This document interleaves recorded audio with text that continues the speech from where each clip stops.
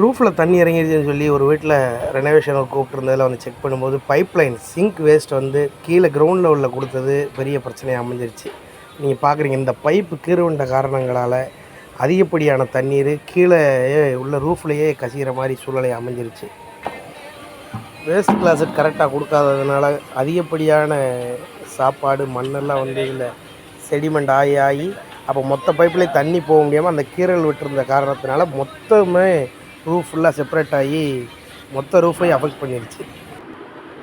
Kitchen waste water இதிலேருந்து கொண்டு போய் அந்த குழாயில் ஜாயின் பண்ணியிருக்காங்க. இந்த கீழேயே குழாயை பதிச்சிருக்காங்க. அதில் ஏற்பட்ட அந்த கம்ப்ரசிவில் ஆனது தான் இவ்வளோ பிரச்சனைக்கு காரணம். இதை பார்க்கும்போதே தெரியும் உங்களுக்கு எந்தளவுக்கு ஈரமாக இருக்குது அப்படின்னு. ஸோ இப்போ என்ன பண்ண போகிறோம்னா, இது மண்ணை மறுபடியும் நல்லா ஒட்டி தூற்றி எடுத்துகிட்டு வாட்டர் ப்ரூஃபிங் கோட் நம்ம பிட்டுமன் கோட்டு ஃபுல்லாக அப்ளை பண்ணிவிட்டு அதுக்கு மேலே தளம் போடக்கூடிய அமைப்புகளை நம்ம பண்ண போகிறோம்.